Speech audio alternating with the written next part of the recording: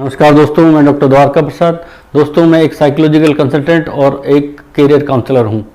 आज 2021 का मेरा ये पहला वीडियो है और मेरी पूरी कोशिश ये रहेगी कि मैं आपको साइकोलॉजी से जुड़ी हुई वो सब जानकारियाँ उपलब्ध कराऊं जो आपको एक स्टूडेंट के रूप में काम आ सकें और करियर के रूप में काम आ सकें। तो आज मैं सबसे पहले ये बताना चाहूँगा कि आज मनोविज्ञान में पढ़कर मनोविज्ञान को विषय को पढ़ करके बहुत सी डिग्रियां ली जा सकती हैं और ये डिग्रियां आपको करियर अपॉर्चुनिटीज देती हैं, संभावनाएं देती हैं करियर के रूप में।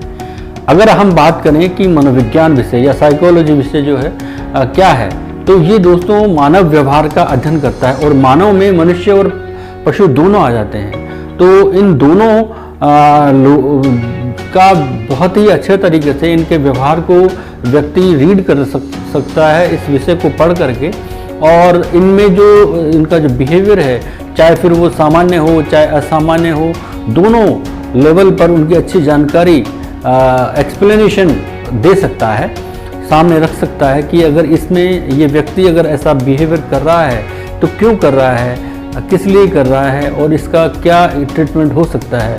तो दोस्तों, एकमात्र विषय ये साइकोलॉजी ऐसा है जो ये एक्सप्लेनेशन देने में अपने आप को एलिजिबिलिटी रखता है, कैपेबल है और एक विद्यार्थी इसको बड़े इंटरेस्ट के साथ पढ़ना चाहता है। आप जनरली देखते हैं कि हर व्यक्ति, चाहे वो युवा हो, वृद्ध हो या बालक हो, वो ये ज़रूर जानना चाहेगा कि सामने वाले व्यक्ति की उसके बारे में क्या भावना है, क्या इमोशंस हैं, क्या रिएक्शंस दे रहा है, अगर वो दे रहा है तो क्यों दे रहा है और मुझे क्या करना चाहिए। तो ये सब मनोविज्ञान विषय के द्वारा है वो अगर हम पढ़ लेते हैं, अगर हम जान लेते हैं, तो ये हम आसानी से समझ सकते हैं कि एक व्यक्ति विशेष के इमोशंस क्या होते हैं, कैसे होते हैं, उनकी रिएक्शंस कैसी होती हैं, उसके सेंसेशन कैसे होते हैं और बहुत सी ऐसी एक्टिविटीज़ हैं जो साइकोलॉजिकली देखी जा सकती हैं, वो क्यों होती है और उनका क्या ट्रीटमेंट हो सकता है, उनकी क्या समाधान हो सकता है।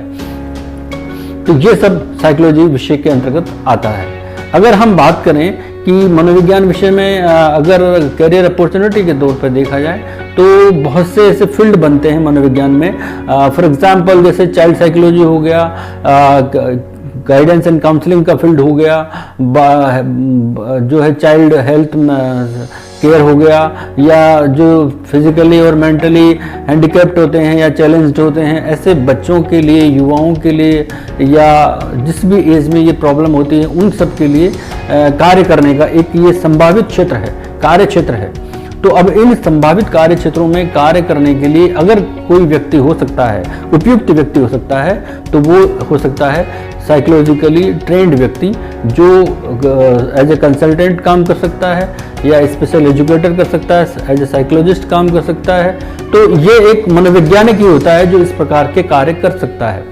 तो आप और हम ये देखते हैं कि आज का जीवन बड़ा भागदौड़ भरा जीवन है और हर घर में हम अगर देखें तो कहीं ना कहीं एक आधा जो मेंबर ऐसा जरूर हमें मिलेगा जिसकी जीवनचर्या में चिंता होगी, तनाव होगा, भागदौड़ होगी और वो अवसादग्रस्त रहता है, उस पर डिप्रेशन किसी न किसी रूप में हावी रहता है। अब इस डिप्रेशन को अगर समय रहते अगर दूर कर देता है कोई, और दूर करने वाला केवल मात्र व्यक्ति होता है, तो वो काउंसलर होता है, साइकोलॉजिस्ट होता है या जो है स्पेशल एजुकेटर जो है उनको ट्रेन करता है बच्चों को जिनमें इस वजह से डिप्रेशन आ जाता है। तो वो ही एकमात्र व्यक्ति होता है जो इन सब चीज़ों को दूर कर सकता है। अगर इन सब बातों को दूर तुरंत प्रभाव से या गंभीरता से न लिया जाए तो ये बड़ा गंभीर दुष्परिणाम भी दे सकती हैं। तो आप देखिए एक विषय का कितना गंभीरतापूर्ण जो है रोल हो सकता है एक आम आदमी के जीवन में। जहाँ तक मैं बात करूँ अपने देश की, तो दोस्तों देश में हमारे 130 करोड़ से अधिक आबादी है। जितनी आबादी है उतने ही रोग हैं, उतनी ही प्रॉब्लम्स हैं, मेंटली प्रॉब्लम है, इकोनॉमिक प्रॉब्लम इस कदर हावी हो जाती है कि व्यक्ति को किसी न किसी रूप में एंजाइटी दे देती है, टेंशन दे देती है, डिप्रेशन दे देती हैं। तो जितनी ज़्यादा आबादी है उस आबादी के कंपैरिजन में लोगों को उतने न तो काउंसलर हैं, ना उतने साइकोलॉजिस्ट अवेलेबल है, ना स्पेशल एजुकेटर है। तो आप देखिए कि आने वाले समय में इस ऐसे लोगों की कितनी डिमांड हो सकती है और डिमांड दिन प्रतिदिन बढ़ती जा रही है।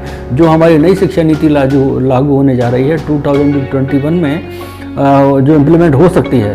तो उस शिक्षा नीति में दोस्तों हम उम्मीद कर सकते हैं कि ऐसे वोकेशनल कोर्स, गवर्नमेंट की ऐसा पॉलिसी है गवर्नमेंट की, जो इस बात पर ज़्यादा प्रेशर उनका रहेगा, जो आपको बिल्कुल प्रैक्टिकली ट्रेंड करे कि आप अपने सब्जेक्ट में और क्या कर सकते हैं।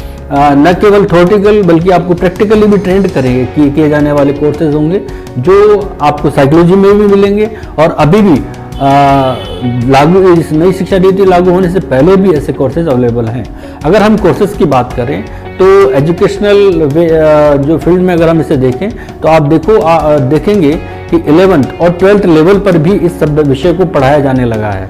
जब 11th और 12th लेवल पर इस विषय को पढ़ाया जाने लगा है तो उनको पढ़ाने वाले टीचर्स की भी ज़रूरत होती है, स्पेशल एजुकेटर की भी ज़रूरत होती है, काउंसलर की भी ज़रूरत होती है। तो ये एक बढ़ता हुआ कार्य क्षेत्र है। इसके अलावा दोस्तों मैं बात करूं तो अभी फ़िलहाल तो जब नई शिक्षा नीति नहीं लागू हुई है तो तब उस स्थिति में तो BA in psychology, BSc in psychology, MA and MSc in psychology, MPhil in psychology, PhD in psychology, तो ये इतने कोर्सेज हैं जो हमें बड़े स्तर के कोर्सेज हैं जो हमें अच्छे लेवल पर ट्रेंड करते हैं और एक स्पेसिफिक फील्ड में जाने के लिए प्रिपेयर कर देते हैं, तैयार करते हैं, तो हम वो कार्य कर सकते हैं। इसके अलावा दोस्तों हम और भी कोर्सेज कर सकते हैं जो कुछ विश्वविद्यालय करते हैं, जिनमें डिप्लोमा कोर्सेज कराए जाते हैं जो 1 और 2 साल के होते हैं, जैसे गाइडेंस एंड काउंसलिंग का कोर्स हो गया, कैरियर काउंसलिंग का कोर्स हो गया, ये 1 वर्ष का कोर्स हो गया जो 12th के बाद भी किया जा सकता है। इसके अलावा DED इन स्पेशल एजुकेशन हो गया जो 2 वर्ष का कोर्स हो गया, जो 12th के बाद किया जाने वाला कोर्स है, जो आपको 1 और 2 वर्षों के बाद ही, 1 वर्ष में अगर कैरियर एंड काउंसलिंग का कोर्स करते हैं तो कैरियर काउंसलिंग का कोर्स करते हैं या गाइडेंस एंड काउंसलिंग का कोर्स करते हैं तो आपको अपॉर्चुनिटी मिलती है।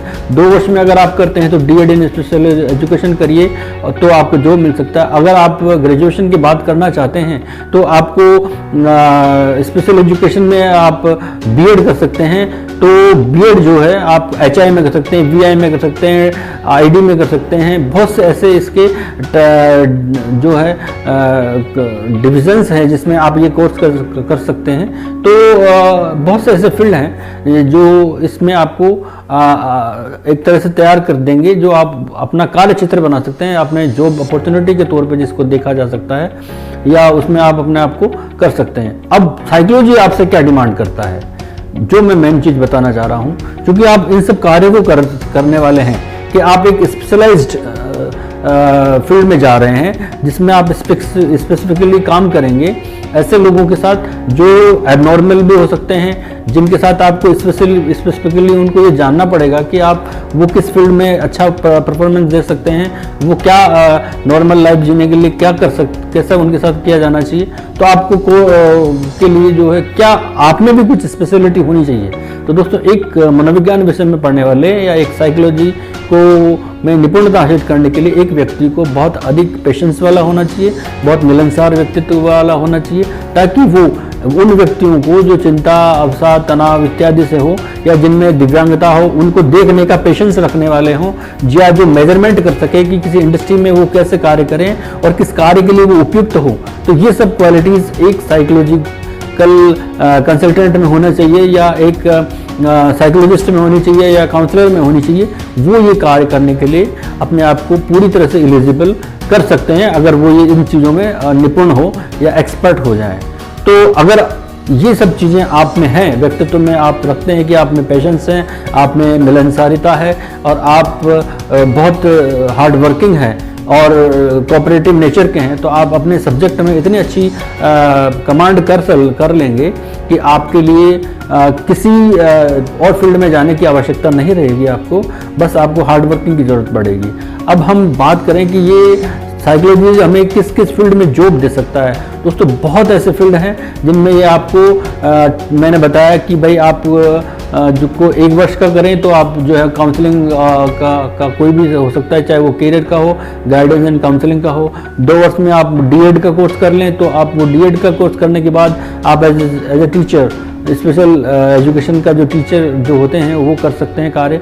इसके अलावा आप हॉस्पिटलिटी में फील्ड में जा सकते हैं, आप काउंसलिंग फील्ड में जा सकते हैं, आप स्कूल्स में जा सकते हैं, आप रिहेबिलिटेशन सेंटर्स में जा सकते हैं जहाँ नशा मुक्ति केंद्र होते हैं, आप बाल सुधार गृह में कार्य कर सकते हैं, आप परामर्श केंद्र खुद का खोल सकते हैं या उनमें काम कर सकते हैं, आप किसी भी इंडस्ट्रीज में जाकर के जो है एचआर के रूप में कार्य कर सकते हैं, जहाँ पर आप का फील्ड बड़ा ब्रॉड लेवल पे चला जाता है कि आप क्या क्या कार्य उस कंपनी के लिए कर सकते हैं, वो डिसाइड कर सकते हैं। आप एनजीओ में काम कर सकते हैं, आप मेंटली और फिजिकली चैलेंज जो बच्चे होते हैं या युवा होते हैं उनके लिए कार्य कर सकते हैं, और आप अपना एक खुद का भी एनजीओ कर चला सकते हैं। तो ओवरऑल इसमें एक बहुत से कार्य क्षेत्र हैं। तो दोस्तों मेरा आपसे पुनः यही कहना है कि मनोविज्ञान विषय आज बढ़ता हुआ क्षेत्र है, एक स्कोप देने वाला क्षेत्र है और बहुत अच्छी कैरियर अपॉर्चुनिटी देने वाला विषय है, जो आप अगर पढ़ना चाहते हैं। इंटरेस्टिंग, सबसे अच्छी बात तो ये है कि आपको ये बहुत पढ़ने में ये बड़ा इंटरेस्टिंग लगेगा कि आप ह्यूमन नेचर, ह्यूमन बिहेवियर को जानने का एक अवसर देता है ये विषय। तो आप इसे जरूर पढ़ना चाहेंगे। जनरली लोग वैसे ही सब्जेक्ट का ना होते हुए भी इसको पढ़ना चाहते हैं कि इमोशंस क्या होते हैं, फीलिंग्स क्या होती हैं, या मोटिवेशन क्या होती है। जितने भी मोटिवेशनल स्पीकर हैं वो विदाउट साइकोलॉजी के कुछ भी नहीं बोल पा सकते। आप ये अच्छे से जान लीजिए, उनको साइकोलॉजी का कुछ ना कुछ पार्ट अपने ऐड करना ही होता है। तो आप देखिए एक सब्जेक्ट जो है हमें क्या क्या दे सकता है। तो साइकोलॉजी सब्जेक्ट बहुत कुछ दे सकने वाला सब्जेक्ट है, जो डिसाइड आपको करना है कि आप किस फील्ड की तरफ मुड़ना चाहते हैं। आप एजुकेशन में जाते हैं या कंसल्टेंसी सर्विसेज में जाना चाहते हैं, मोटिवेशनल स्पीकर के तौर पे काम करना चाहते हैं, एजुकेशन वे में जाना चाहते हैं, या आप और किसी सोशल वर्कर की तरह कार्य करना चाहते हैं। तो दोस्तों सब्जेक्ट एक है, कैरियर अपॉर्चुनिटी बहुत ज़्यादा है और इसका स्कोप बढ़ता ही जा रहा है, क्योंकि पहले लोग अवेयर नहीं थे, आज लोग अवेयर होते जा रहे हैं, और जिस तरह से अवेयर होते जा रहे हैं उतनी ही इस सब्जेक्ट की डिमांड बढ़ती जा रही है।